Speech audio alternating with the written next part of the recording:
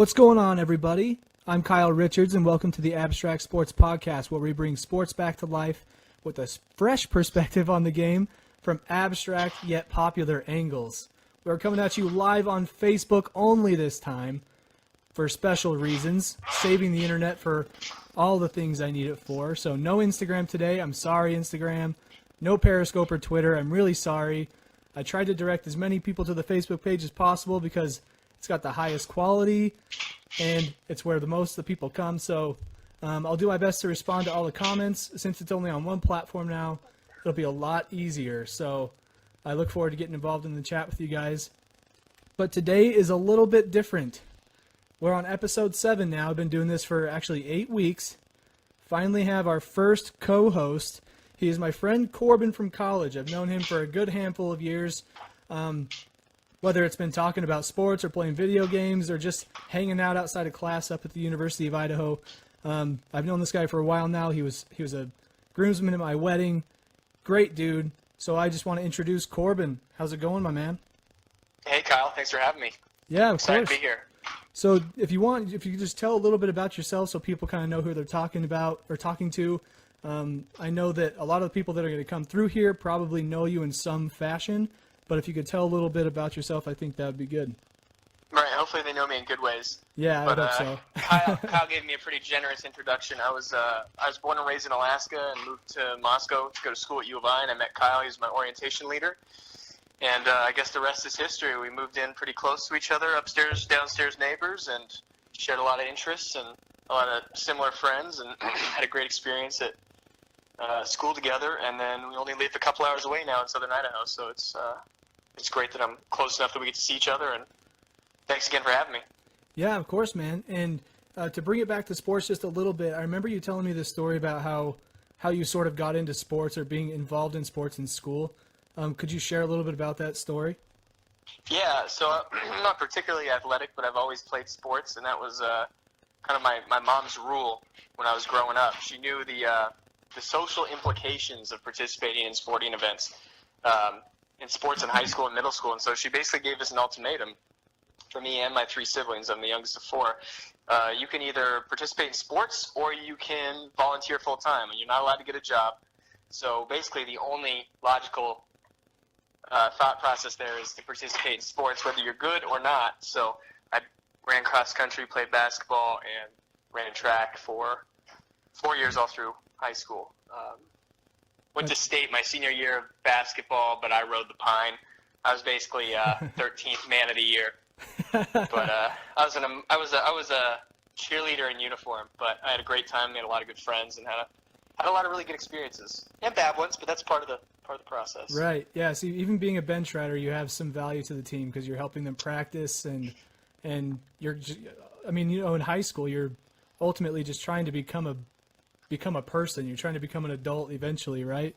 And so right. You're getting to meet all these good connections that you can move forward with in life, and you can take that experience in communicating with those teammates and use those skills elsewhere in life. So definitely some good stuff there, man. So before we get into the thick of everything, I got a few little notes here that I want to just give some shout-outs. First of all, for the people who are watching now, they probably know the person I'm talking about personally, but my wife snagged an internship for the summer. That's what's up. So, we need the rap horn. Oh my goodness. Congratulations, Kelly. Yeah, Kelly. We're both really excited about that. That's big news for our very small family of me, her, and our 2 annoying cats. That's one. That's one cat comment. I'll take tally. That's one. And then in other news, also the best man from my wedding. It's his birthday today. He turns 27. So happy birthday to Dallas. After this podcast is over, I'm actually going to be heading out to go celebrate with him. Hopefully it doesn't get too wild. I'm sure we'll keep it pretty tame, though. Charles says, congrats, Kelly. I will pass that on. I'm not even sure she knows what I do on this podcast. I don't think she's ever watched it, so I had to throw it out there anyways. I'll let her know you said congrats. In her defense, she's very busy. She is very busy. She's, engineering student, working part-time, school full-time. Yeah, she's got a lot going on, so I understand. But that's the intro. Now let's get into the thick of things. And First up is baseball. So we're going to kind of build up in content as we go throughout the podcast today. Got the least about baseball, a little more about football, and then the most about basketball because it's NBA playoff season. And Corbin and I love basketball the most, so I figured why not talk about that while I have him here. But first, let's start with MLB and some fantasy baseball. Charles says, happy birthday, Dallas. I'll be sure to tell him that when I see him a little bit later this evening. So if I were to rely on my fantasy football, or sorry, not football, getting ahead of myself already. If I relied on my fantasy baseball lineup for an MLB update for you guys today, I would tell you that there have been a ton of injuries. And Charles, I really haven't seen your lineup lately.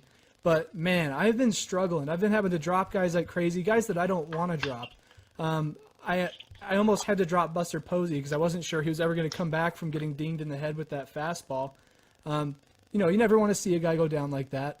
But I managed to hold on to him. He recovered from his concussed days, and he's back in the starting lineup. So, super excited about that.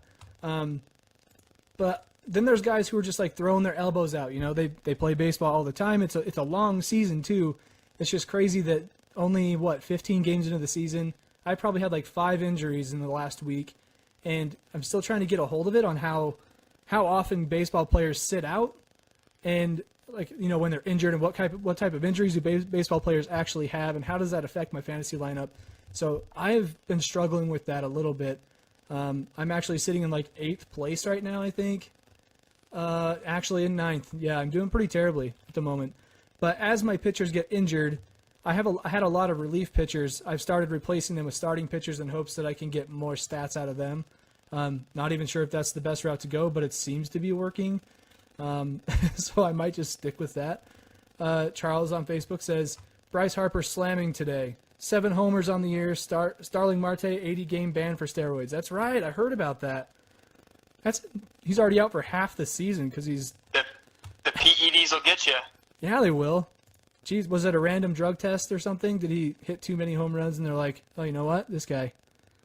But they better check him. Yeah, they should. Yeah, Bryce Harper's always slamming, though, not just today. 7 on the year, that's like a home run every other game at least, so that's good for him. And so, speaking of MLB, I don't want to talk too much about my fantasy because it's kind of horrible. When it gets better, I'll talk more about it. But Corbin here, when Charles was asking everybody about joining the MLB Fantasy League, he told me that it could be for research. I'm like, dang, Charles, you got me there. Can't say no to that. So I'm using the Fantasy League for research, but in the same group message, Charles asked Corbin if he wanted to participate in our Fantasy Baseball League, and what did you say about that?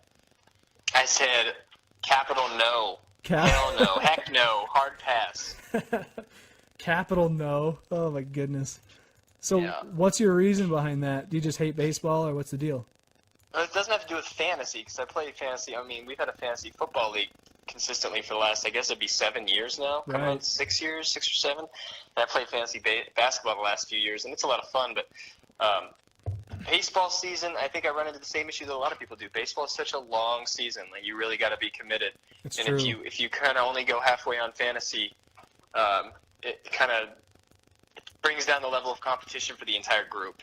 And I just baseball's just not my favorite sport, and I can't see myself spending that much time on it. To be quite honest with you, Yeah. I do appreciate the invite though. I'm sure you do. I'm not like throwing you under the bus or anything, but since Charles is here, I kind of had to say something about it. But I'm on the same strand as you, though. It's a long season, and I find myself I try to set my lineup a week in advance, but then I check my lineup every day to make sure it's good, and then I realize that I have 2 injuries all of a sudden. I'm like, crap, I have to switch the whole thing up, and then that messes my lineup up throughout the week. So that's never fun. Right, and lineups can change too. That all has to do with the league manager and how it's set up. But it can be as easy as you only have to check it once a week. But if you're having injuries all the time, you're deep in the season. I mean, it's a commitment. It really is. But I'm more than happy fun. to be. Yeah, it's fun. I like Especially the when you're challenge with of your it. buddies. Yeah, I like the challenge of it. You get to compete with your buddies, talk smack, and all the things that come along with fantasy sports. But for me, it's helping me learn a little bit more about the game, especially learn more names in the game. I knew Bryce Harper, like Justin Verlander, and Jose Martinez, and like a few other guys, and I don't know. Mike Trout's the other big guy. Yeah, even I know those guys you're talking about. Yeah, and so it'll help me learn more of the names in the game and just the trends of like what teams are actually good and which ones aren't. So I'm really thankful for that, and Charles being the league manager, doing a killer job. Alice, he's probably a dictator. Yeah, he's a dictator. Actually, he has a poll going on the league. It's a league poll, and the question is, who do you think is going to win the championship this year?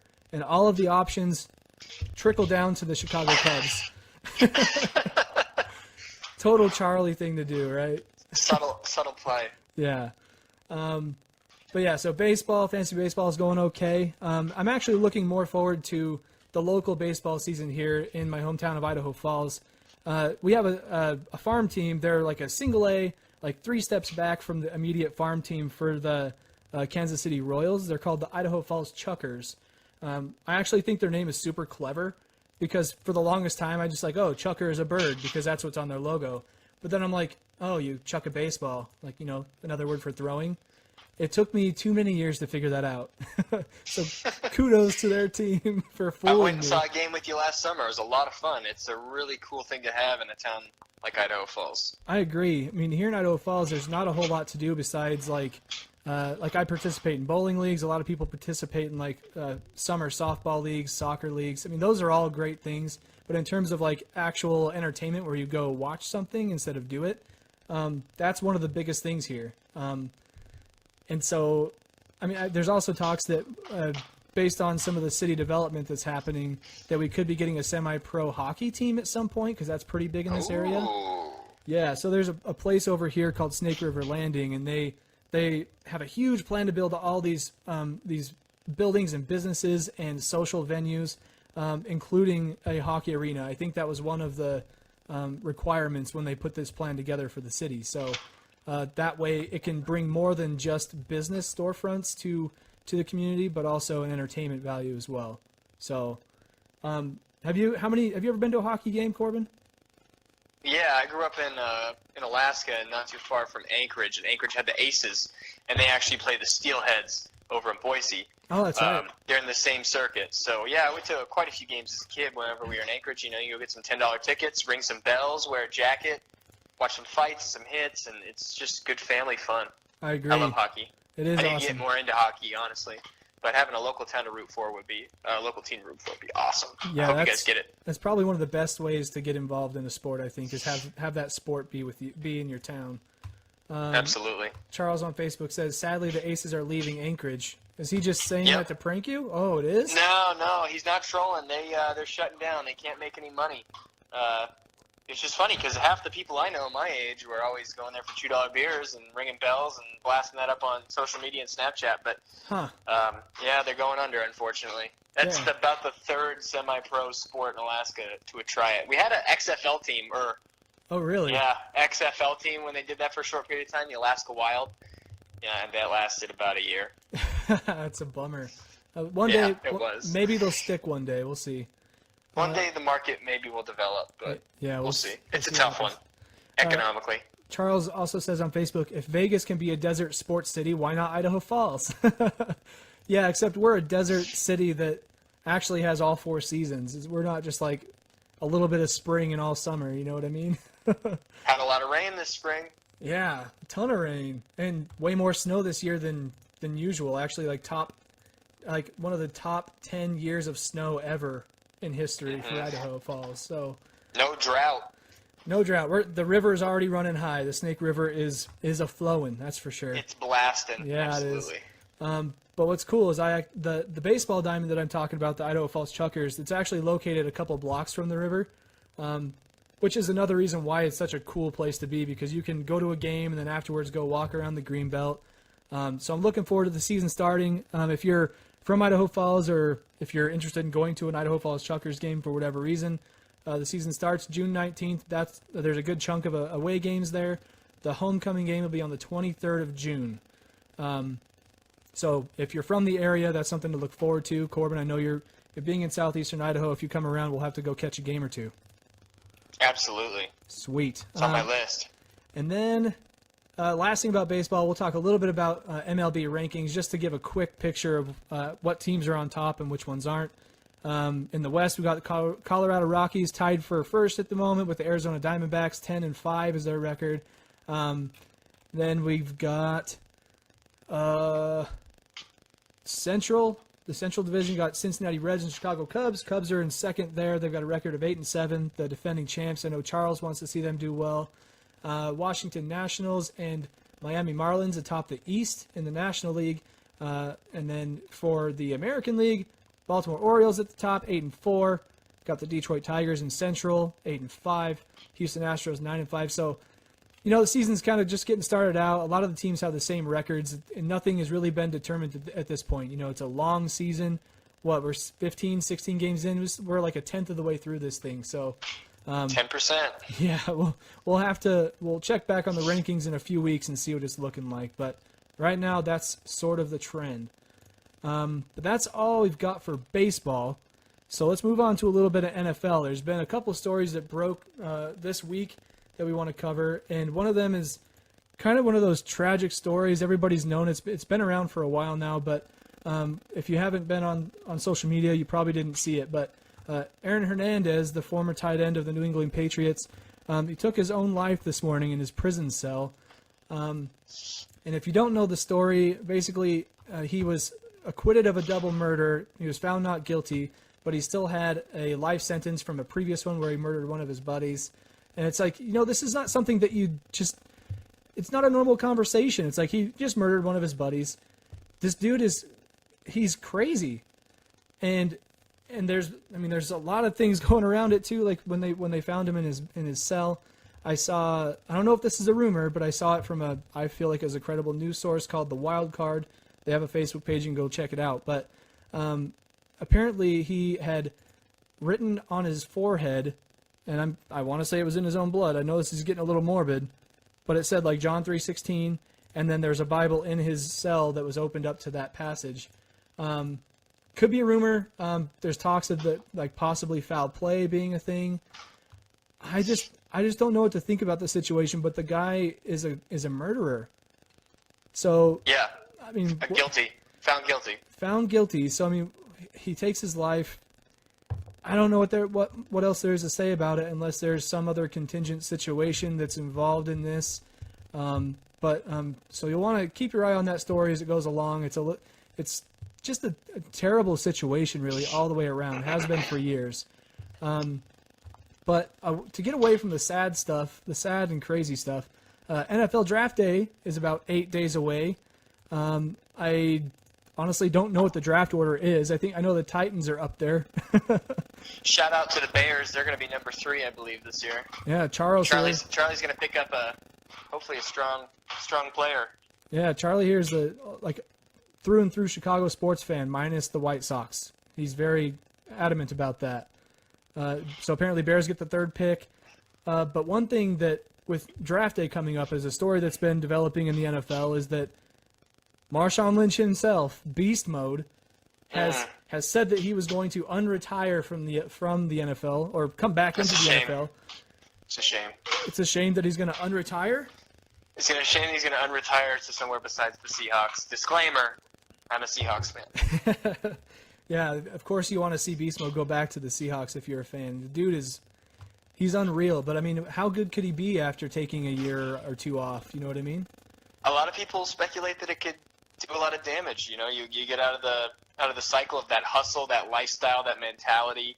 I'm not sure he's been riding around on bikes in Scotland for the NFL, doing promos and making money and going back to Oakland and doing charity work and philanthropy and just kind of enjoying life. So yeah. I can imagine it'd be tough to turn around and try to put the helmet and the cleats back on. Yeah, especially after he retired, people kept on asking are you sure this is for real? And it always sounded like he was comfortable with being retired. Yeah, man, I'm done. I'm happy doing what I'm doing now. But then he says he's going to unretire, and he tells this to the Raiders. He told it to several people at the Raiders facility that day when he went through for a tour and whatnot. Charles says, too many Skittles. Yeah, that'll weigh you down in the off season or in your retirement season. But then after he said that, nothing has happened. And I've watched a bunch of clips of the people on NFL Network talking about how really draft day is like a deadline for them, because if the Raiders can't pick up Marshawn by draft day, then they're going to probably have to take a running back in the draft. And so I'm wondering if that is a deadline. Like, what's actually going on with this situation? I think the next step is that Marshawn needs to submit that letter to the NFL saying, I'm back, do what MJ right, did. Maybe it was hype. Maybe it was just a way to build some excitement for the Raiders. I don't know. I think you're right, though. If he's going to do it, he's got to submit the letter and get it done, because it's coming up quick. It is coming up quick. Just a week away. Plus, who doesn't want to see Marshawn, the guy who lives and basically runs Oakland? I mean, not literally, but who doesn't want to see him come back and play for his hometown team, especially a team that did so well this last season? Unfortunate Derek Carr went down with the broken leg. I hear he's actually back into getting into the practice routine and everything a little bit.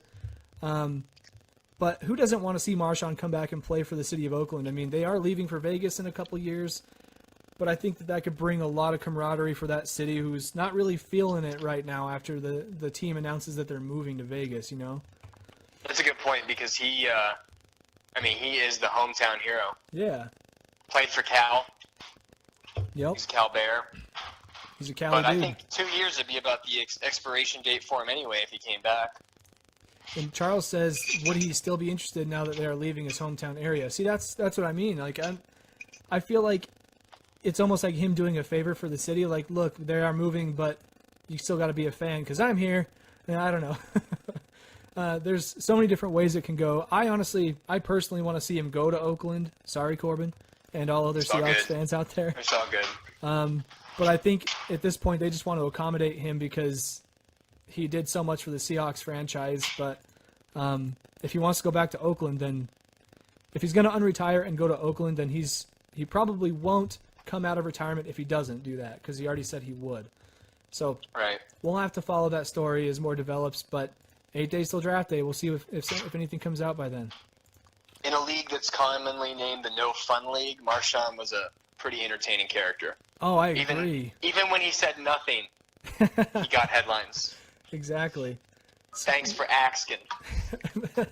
Just sticking it to the man. I'm not going to answer your questions. I'm just here so I don't get fined. It's beautiful. Charles says trade Richard Sherman for a 6th round pick.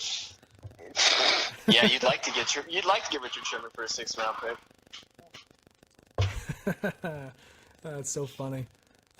Charles just says he wants to see the Seahawks lose good players. Lose good players. Oh my goodness. We got a little fan talk. It's malicious. It's malicious. It's all right. It's all right. They got that nice draft position this year. Maybe they can do something with it. We'll see. All right. So anyways, that's what we've got for football. Let's talk a little bit, actually a bit, about some NBA action.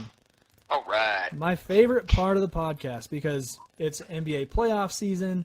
I know the most about basketball compared to the other sports. So it just comes easier, and I like to talk about it. So for this podcast, since Corbin's he's beaming in over the phone, we're just going to do a little run around of all the matchups that are happening in the playoffs right now, and we're going to talk about the stories that are happening within each of those series. We're not going to necessarily break down each series because if you've seen in the previous social media promotion stuff, Corbin is actually going to be here for a live podcast, like on camera, here with me. We're going to be going through all the NBA playoff matchups in detail. So we don't want to do too much of that today. We want to get to that on Saturday, which is going to be interesting because we have some news here in a minute, and it's bolded on the outline. Corbin could probably see it, and he's probably giddy reading it right now. Very excited. Yes, very excited. So much excitement. I can barely contain myself. I'm actually really looking forward to it. So the first matchups we're going to talk about are the Western Conference. First, before we get to it, Charles says Bulls are up 2-0 over the number 1 ranked Celtics. That is true. That is We're very going to true. Talk about that. We will talk about that. What do you know? But anyway, the first one I want to talk about is Golden State and Portland, number 1 seed against an 8 seed. Sort of the stories going on around there is that KD is back from his injury that happened towards the end of the season. If you didn't hear, what did he do again? Was it a meniscus thing? Meniscus, I believe. Yeah, meniscus. Prodigal son returns. And so 6 weeks, I believe, is what he was out. He was out 6 weeks. He comes back, and he played in a couple of games. I think just game 1 and game 2. And apparently he has like a left calf strain now. And so he's probable for game 3. And, I mean, honestly, if he's actually hurting, why would you risk one of the best players in the NBA for that game 3 when you're probably going to sweep that series anyway? I don't know. What do you think? I agree. I mean, it's tough because, Damian Lillard is a savage, and he could light him up for a game or two. But I don't see – Dame doesn't really have – he's got McCollum, but he doesn't really have the support team he needs to compete with the depth of Golden State's talent and, the depth and the synergy of that team. I'm with you. I think KD rests and plays minimal minutes, but we'll see what Steve Kerr does. Steve Kerr has demonstrated that he's a very competent coach. Agreed. Youngest coach to reach 200 wins. Didn't take him very long. It's not like he had a bad lineup, but he's definitely doing it in style. That's true.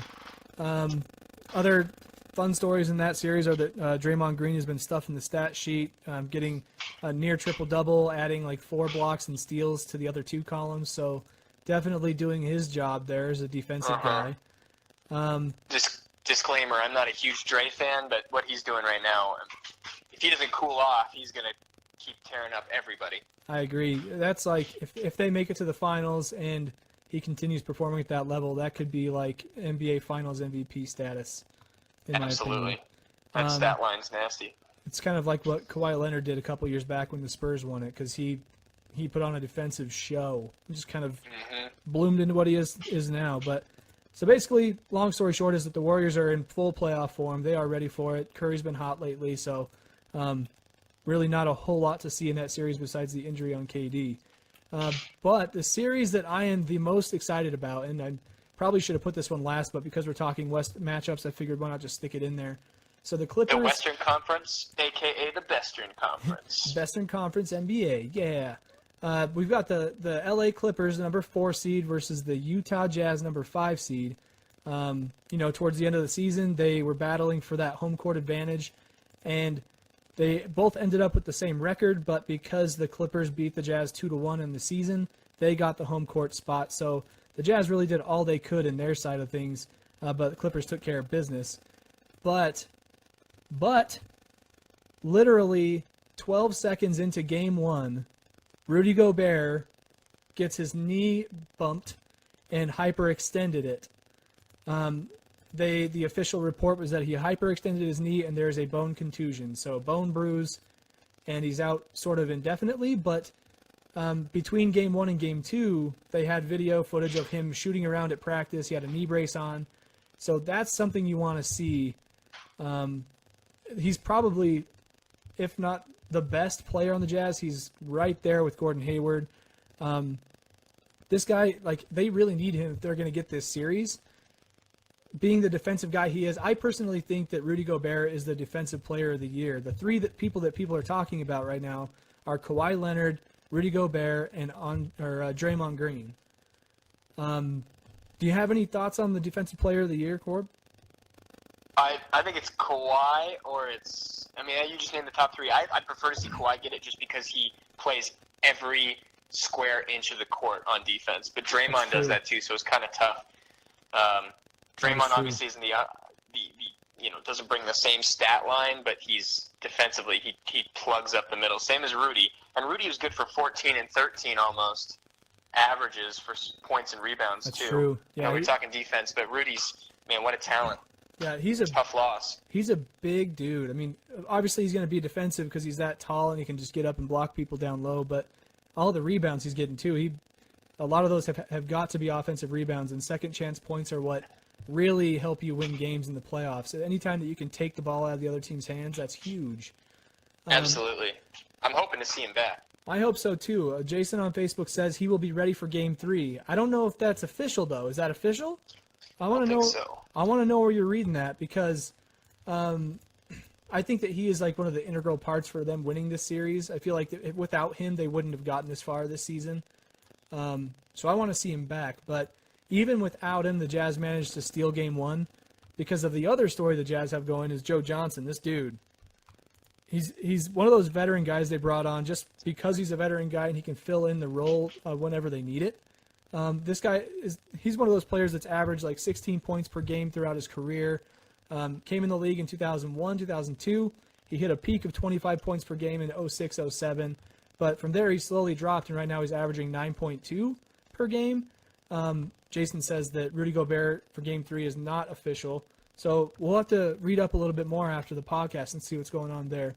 But Joe Johnson's one of those veteran players who can fill in the spot when people are injured, and that clearly showed. I mean, he came through with the clutch shot. I just think they've got to rely on their veteran talent to scrape by. I mean, without the big defender in Rudy Gobert, I think he's going to be a big part of that offense. Obviously, Gordon Hayward, too. So, I don't know. Yeah, that's tough. You don't have Gobert to go head-to-head with DeAndre down low, DeAndre Jordan. Man, Those guys that's a battle. Last night was just crazy. They couldn't stop either Blake Griffin or DeAndre Jordan, just throwing down alley-oops left and right. But the really cool news about this series is that my buddy Corbin here and myself, along with 3 other people, we will be going to Game 4 in Salt Lake City. What up? Oh, yeah. So stoked about it. Me and my friend Can't Jacob. wait to see the matchup. Dude, it's gonna be so cool. I'm gonna get down there by the floor before the game starts and take some pictures. Gonna put together a preview post to talk about what to expect, and then afterwards, oh man, I can't wait because the thought was that me and my friend Jacob we were thinking, if the Jazz win Game 1 and Game 2, maybe we should get tickets for Game 4 because there's a high chance of it being an elimination game, which would be super fun to be a part of. But then we upgraded that to why wait until the Jazz win Game 2 and just get tickets now? Absolutely. So we went ahead and bought 3 tickets, and then we managed to get 2 other people who wanted to go. So we bought the other 2 right next to us. We'll be sitting up high, but I have no care in the world. I'm so excited for that game. I've been at high altitude in the Salt Lake City arena. It's still fun. It's a great venue. I agree. And Charles on Facebook says, can the Jazz compete with the big players on the Clippers? I think we already touched on that. If they are playing at their best, Blake Griffin and Chris Paul are hard to beat. Chris Paul, man. It's true. He's dangerous mid-range, but having his passing ability with those 2 big guys in there, that's pretty tough to beat if you don't have a big defender. Charles, I don't think Charles knew that we were going to the game. Did he know that? Doesn't look like it. Now he knows. He says, awesome, you guys are going to SLC for that. Heck yeah, man. Be jealous. No, just kidding. I shouldn't wish that on you. You're way over there on the East Coast. He did not know. Oh, breaking the news to him over the internet in front of everybody. So really looking forward to that. But the reason why it's going to be interesting on Saturday when Corbin comes to Idaho Falls for the Saturday podcast is we're going to be touching on all the NBA playoff stuff, and then the next morning we're heading to Salt Lake for that game. So it's an NBA weekend. It's a big basketball weekend. Definitely indeed. Yes, sir.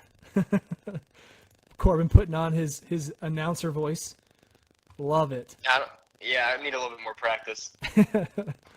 Basket sports ball time. Put the ball in the hole. Anyways, we talked a lot about the Clippers Jazz, but we're too stoked. Jason's jealous on Facebook as well. I'm sorry. I mean, you guys are in Utah. Why don't you go get some tickets, huh? No, I'm just kidding. Next series, we got Houston against OKC. Big story there is it's a head-to-head MVP candidate showdown.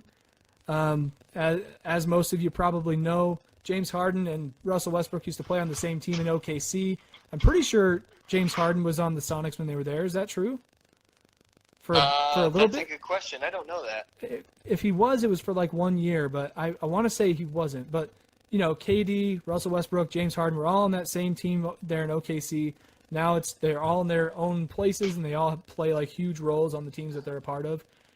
Go figure. But they were like the original big 3 before LeBron, Bosh, and Wade. So it's kind of interesting seeing them all broken up and doing different things elsewhere. But that was back when the beard was, like, before the beard was the beard. Like, that wasn't even his identity yet. Like, he came out of college.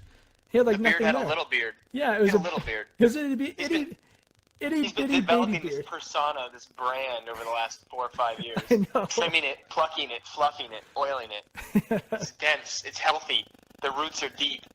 Things live in there. Oh, yeah. It's a habitat for local birds. And chipmunks. Chipmunks as well.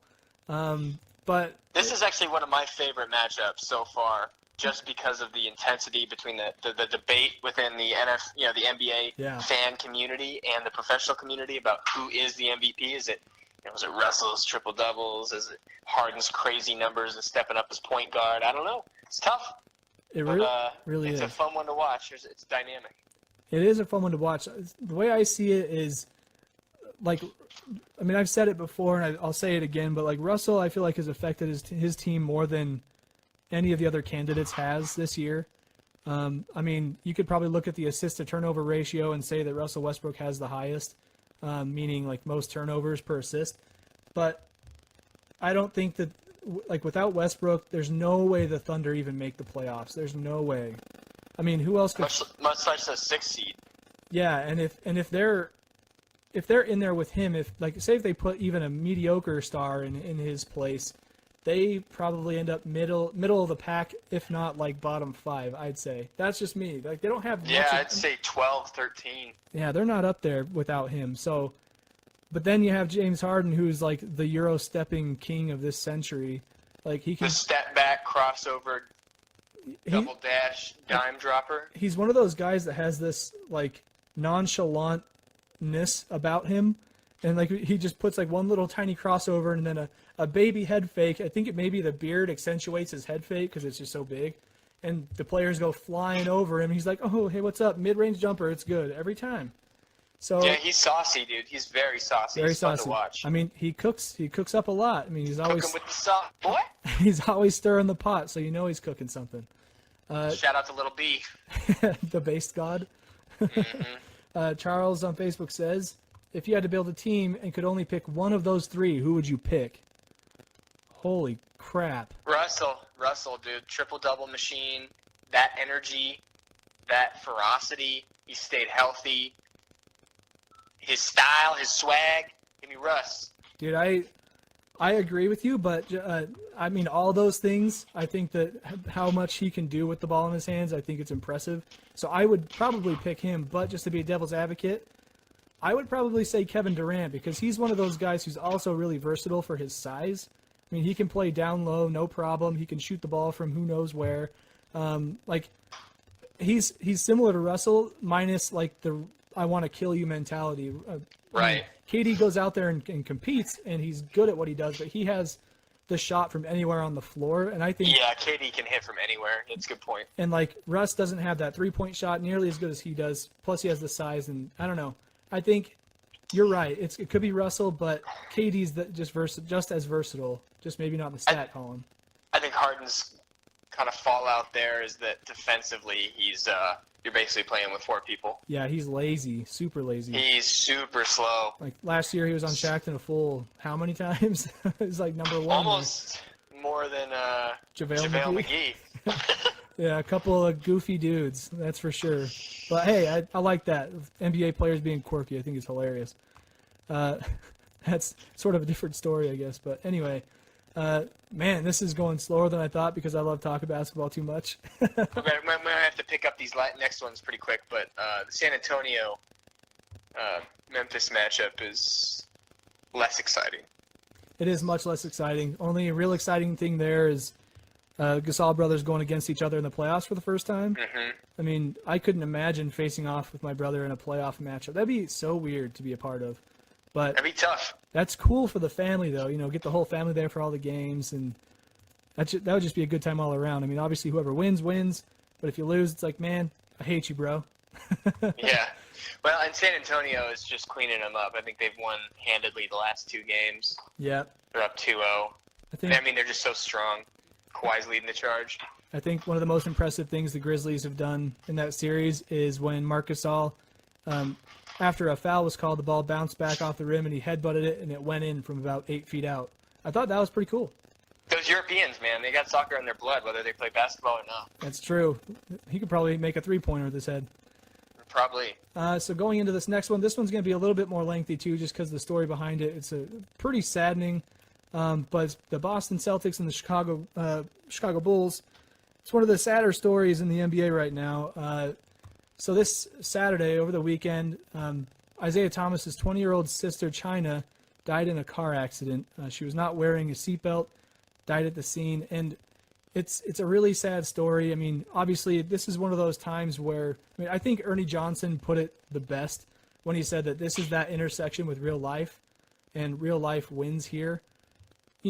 Sure, it's NBA playoff season. Players are focusing, trying to get in their right mindset to compete and go for a title. But that's not important at all when one of your peers, one of your coworkers loses a family member. Losing a sibling, I can't even imagine what he's going through.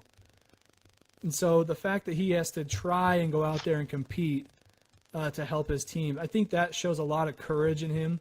This season he's poured everything he's got into this season, especially in the fourth quarter, the beast that he is. But in the playoffs, when this situation happens, he goes out there for his team. I think that's really commendable. And this is actually a story that I wrote about in the blog recently. If you go check out abstractsports.com, go to the recent articles section. There's an article there about this story. But one thing that was interesting is Charles Barkley. He mentioned, after watching the video of Isaiah Thomas and Avery Bradley on the bench just before a game, Isaiah Thomas is basically, going through all the range of emotions you would imagine he would be. And Charles Barkley said something like, it makes me uncomfortable for him to watch him crying like that on the bench before a game. He's like, it's uncomfortable. It's hard to watch. And my coworker and friend, AJ from Dapper Sports, he put this also really well, saying that type of thing is supposed to make you feel uncomfortable because he's not trying to hide his tears or anything. He's obviously going through a really hard time. But the fact that he is going out there to compete really says a lot about his character and a lot about his breadth of work that he's done this season for the Celtics. And Charles on Facebook says, he's played exceptionally well despite his mind obviously being elsewhere. I really like Thomas, and I have nothing short of admiration for him and his play and sympathy in regards to the death of his sister. 100% with you there, buddy. Our thoughts go out to him and his family as well. It's a tough time for them. Basketball is not important. I say, be with the family and come back strong next season. Bulls are getting the best of them right now, which you don't want to see. You want to see the Celtics strive when Isaiah's family may need it most, but it doesn't even matter. So anyways, that's the Boston series. That's the big story, I think, going on in the NBA right now. Got to watch out for Isaiah. Keep him in your thoughts. Washington versus Atlanta, a 4 seed and a 5 seed. Really nothing going on there. I guess somebody for the Hawks was mad that the Wizards were playing too aggressively, which I think is ridiculous. I love seeing aggressive play. I grew up watching people like Michael Jordan and Ben Wallace and Paul Pierce. People who just they don't care if they throw an elbow in your ribs. They are trying to get the win. I think that's entertaining basketball. Absolutely. These guys aren't made of glass. They can take an elbow to the chest. Yeah, and, there's too much complaining in the NBA, so it's good to see. Unfortunately, there's still complaining happening there, but at least the other team just was strong enough to come out and be aggressive. So the next series, Toronto versus Milwaukee. Kyle Lowry is sort of the story right now. People are saying he doesn't show up in the playoffs, and then just last night he showed up in Game 2. That's for sure. Yeah, he put Toronto on the win bracket 1-1. 1-1 in that series now. He sealed it with a last-minute shot, put him up 4 or 5 points there in the last 20 or 30 seconds. So good for him and his playoff reputation, helping his team get the win there. But, man, those Milwaukee Bucks. Charles says, can Milwaukee sneak a win from Toronto?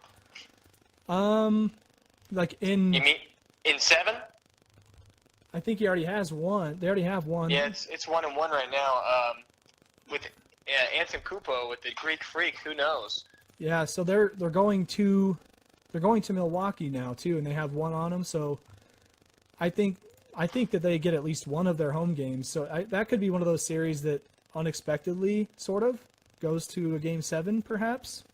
Yeah, I see that one being more competitive than most. I agree. I mean, the Milwaukee Bucks are so fun to watch with Giannis in there. Dude is young talent. He's kind of like a Kevin Durant build. He's a big dude, but he can shoot the ball, and he's just like reckless when he drives the lane. It's basically like Dwight Howard mixed with Kevin Durant. Yeah, he's got like the size of a Dwight and the speed. Kevin Durant, his shoulders were wider, his legs were thicker, and his head was bigger. Yep. He's got some long arms. The dude was holding on he was holding on to the rim while his foot was touching the ground. That's insane. You don't see that very much in the NBA. That's insane, and he's got like a 30-inch vert. he is the Greek freak. How do you block that? You don't. You get posterized. Yep, that's exactly how you block him. You get posterized. And then the last one we want to talk about is the Cleveland Cavs, the number 2 seed, going up against the Pacers, number 7 seed. Couple of interesting stories going on there is that the Pacers have the one and only LeBron James earblower back on the squad in Lance Stevenson. I'm wondering if he's going to pull that move off again in this series. I hope so. It works pretty well for him last time. Yeah, it got into his head. I mean, it got a laugh out of him when it happened. Brad on Facebook says, in other words, a different body. Yeah, Giannis Antetokounmpo nailed it. He has a smooth, very different body. Kevin Durant does too. If you see him in person, he is a lanky guy, like arms, all arms. Yeah, the only thing that Antetokounmpo and Durant have going for each other is they're both exceptionally long. Yeah, for sure. Probably bigger wingspans than they are tall. I think that's true for KD. I wonder if it's true for the Greek Freak. I wouldn't doubt it. And then for the other story for the Pacers, besides the ear blower Lance Stevenson, Paul George has been critiquing his teammates oddly too much, like way too much in the playoffs. Seems that way. He's definitely saying it's never my fault. It's exactly how it's going. Is like, I would have made that shot. Like when CJ Miles, I believe, took that shot and he missed it. He's showed frustration. He's like, I talked to him after the game and I told him that I need to get that shot. And I don't know. It's kind of interesting to say that. But I was watching some of the TNT broadcasting with Shaq, Kenny, Ernie, Charles Barkley, and Shaq was saying that it's an unwritten rule that the best player on a team gets the last shot, which I thought was interesting because a lot of the time I think, why not use the best player as a decoy and give it to a guy who can shoot just as well from the three-point range and have an even better chance because you're having 2 people go to the best guy. So I think it's a situational thing. Absolutely. There's certainly an option to use that as a strategy. Yeah. Because, even if you're Kobe, you might get triple teamed if there's only 1.5 left on the clock. Exactly. And that happened, and he would still get the ball and shoot it. And that's towards the end of his career, like actually the last 5 or 6 years of his career, when he'd get the ball in the last seconds, I would be like, pass it, because I knew that he was going to be tripled, and he would still try to get it up. And it's like, come on, man. AJ on Facebook says, did you know PG-13 has never hit a game-winning shot in his career? That is... Oh, is that true? Dang. I would not guess that. That's crazy. And he's coming out saying these things. Come on. Yeah, if that's the case, Paul, boy, you don't get the ball. Exactly. And then AJ also says that Paul needs to stop calling out his teammates and step up his game. So I agree 100%. The dude needs to stop calling out his teammates. Honestly, it's probably tearing them apart in the locker room more than it is doing any good at all. So... Right. And on a professional team, if he had that conversation with his teammate, that should be good enough. Yeah, I think so too. You shouldn't have to go to the media and be like, I need to get the ball in those seconds. It's just like... Guys, listen, that's my job, and he took it from me. No, that's something professionally you keep in the locker room. Yeah, exactly. Charles says, and he's got 2 first names. Yeah, he's... Oh, darn it, Paul and George. Charles says he's out of here. Have a good night, and thanks for putting on a great show. Hey. Take it easy, Charlie. Take it easy, Charles. Thanks for stopping through. One of the biggest fans of the Abstract Sports Podcast and one of our contributors. Love you, dude. And one of the best dudes in the planet. That's true. Straight up facts coming out right now. AJ says he's just counting down the days till he can sign with the Lakers. You know what? He's honestly framing himself up for that picture right now. But yeah, so Paul George causing drama for the Pacers. A lot of crazy stories going on just like every year in the NBA playoffs, but it's what makes you watch it. I mean, it's a very they say that sports are like the best reality TV, or like the original reality TV show. I totally agree. All these stories that are happening are very human. They're very real. Unfortunately, we get to watch it affect their professional lives on the court. So it's kind of an interesting perspective that we have as fans, seeing all this drama happen and then watch them go out and perform the next night.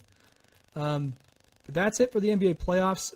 Again, Corbin is going to be here in my house on my webcam. We're going to be doing some full NBA playoff coverage in depth of all the series, breaking down what we think is going to happen for each series, our predictions of who we think might go to, say, the finals or even the conference finals.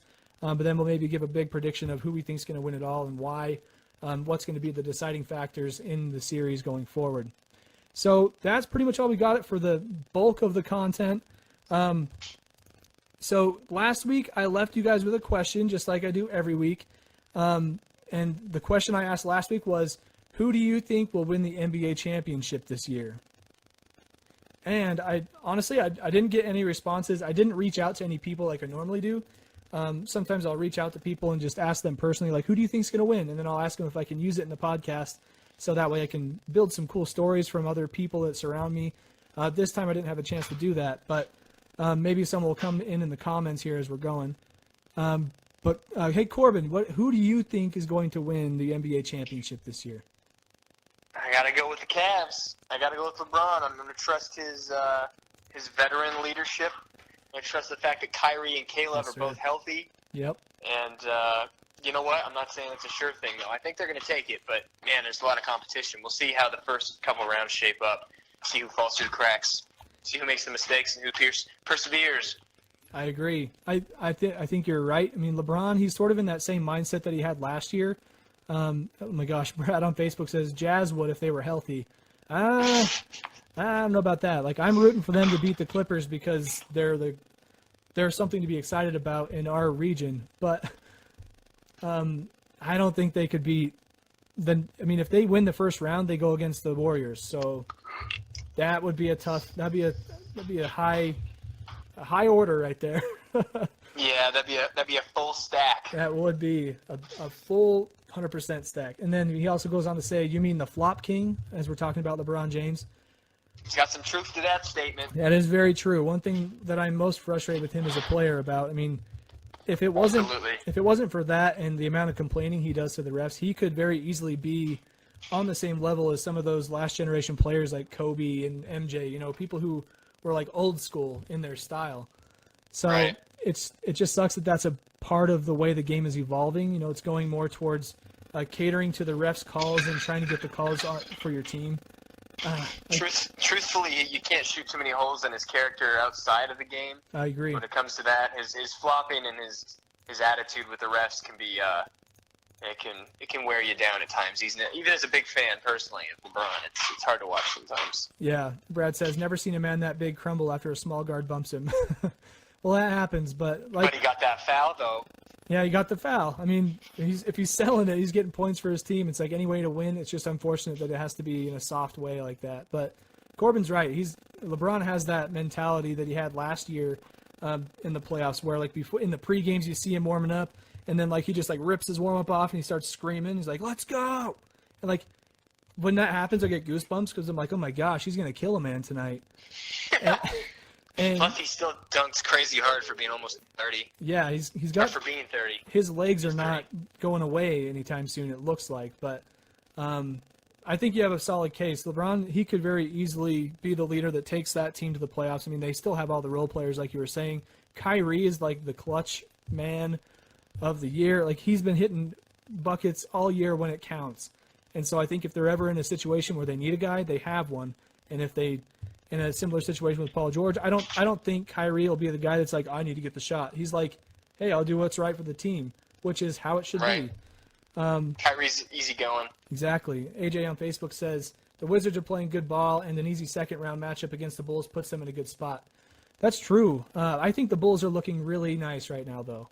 I mean, they're going against sort of a weakened Boston Celtics team, but the Bulls have been kind of clicking lately between Rondo, Jimmy Buckets and Dwayne Wade. I think they've been doing pretty good. I think the Wizards and Bulls matchup would be a really cool one to see. It's just too bad that those teams are clear over on the other side of the country. I want to go catch one of those games. Yeah, there's that East Coast matchup is solid. I agree.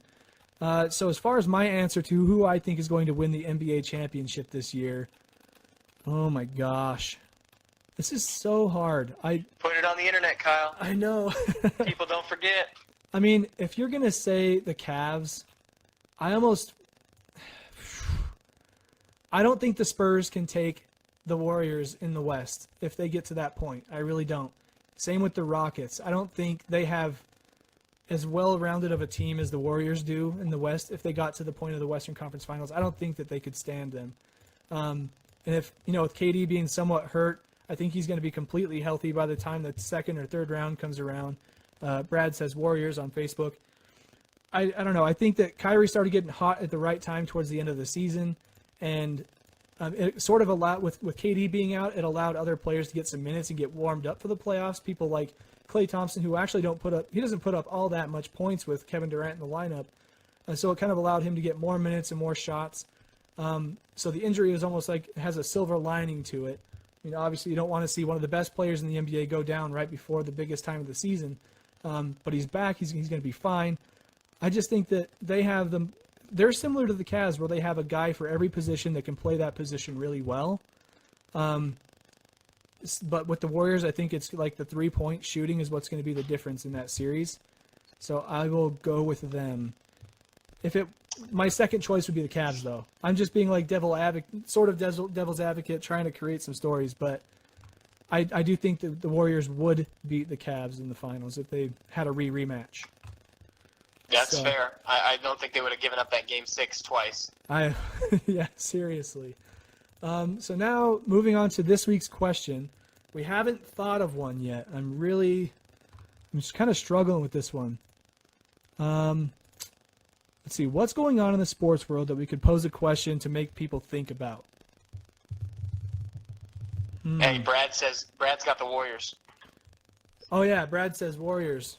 So, got a couple votes for the Warriors. I feel like a lot of people are going to take Cavs or Warriors this year, but I think it's partly because of wishful thinking. Probably. And so, I mean, if Golden State and the Warriors did face off in the finals again, the Warriors would have home court advantage. True. That makes a big difference. Brad says, "Where's Beastmode going?" Well, you showed up a little late. They haven't talked about him that much in the news. We can place bets on where we think he's going to go, but I'm pretty sure it's only going to be to one of two teams, either the Raiders or the Patriots. If it's one, I hope it's the Raiders. Yeah, I agree. Well, shoot. I don't have any questions. Corbin, can you think of anything we can ask? If not, we can just come up with a good one for Saturday. Oh, there we go. Well, wait. I was say you can come up for one Saturday, or ask people how they spend their time watching sports in the summer when it's nice out, as opposed to the cold, dreary winter. How do people get involved? How do people interact with sports in the summer versus the winter? I like that. Let's go with that. For this week? Sure. Sure? Do you want to do it this week or next week? Your call. You can save it one till Saturday if you want. Save it till Saturday? It's your call. I'm letting you call this one. Do you want to use that question for this week or next week? Put me on the spot? I am. I say you run it. You got to keep the trend alive. You can't not have a question. All right, we'll use that question then. So I don't need to type it down. I'll tell you guys. Jeez, I'm like out of my zone at the moment. So AJ did suggest a question: which quarterback will be drafted first? He also suggested who will be the top pick in the NFL draft. I think those are both really good. We could go with one of his for this week and then use the summer one next week. Do it. All right. I like the draft-related questions. Okay. So I'm thinking who will be the top pick. That seems the most... oh, my gosh.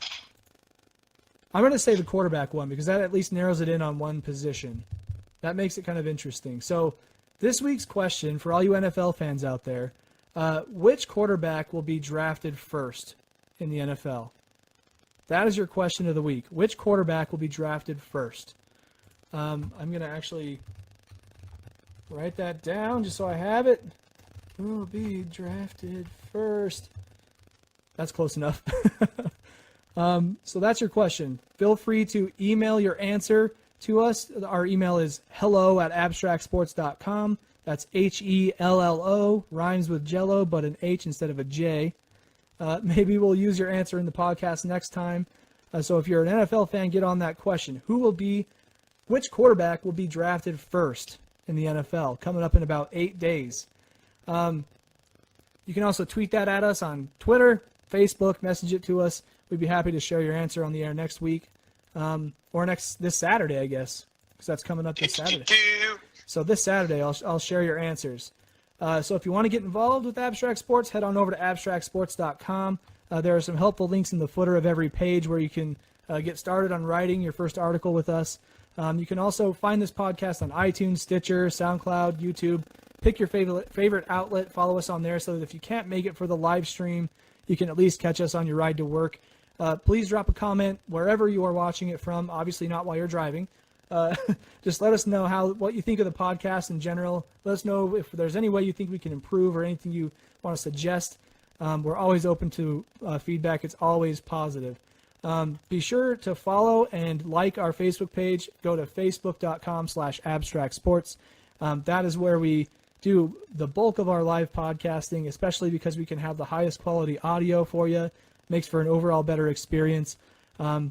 Sometimes we will stream on Instagram. You can find us there at Abstract Sports is our handle, or on Twitter, Abstract Sports with a K. So that is all I've got for you guys. It's been a pleasure talking to everybody in the comments. We had 54 comments this time. We're coming close on an hour and 10 minutes. So, wow. For having a two-man podcast, I think we did pretty good. What do you think, Corbin? I agree. Yeah, thanks again for having me on. It was a blast. I'm looking forward to being over there Saturday and going to the game Sunday. All right, sweet. So look forward to this Saturday. We're going to be doing a podcast. Do we have a time set for that yet? Not hard time. Okay. No, I don't think so. All right. So we'll come up with a time and we'll put it out on social media. That's why you should be following us. So look forward to a Saturday podcast with me and Corbin. Corbin's going to be here. We'll be on camera talking all NBA playoff action in detail and in depth. And that'll be the night before we go to Salt Lake City for the Jazz and Clippers Game 4. So with that, Corbin, do you have any last words? Or No. Get out there and participate in some sports this summer. Yeah. Play some softball, some volleyball, golf. I like golf. I like his suggestion. Get out there and be active. Get a little bit of a suntan going. It's good for you. Get vitamin D on. Get the vitamin D.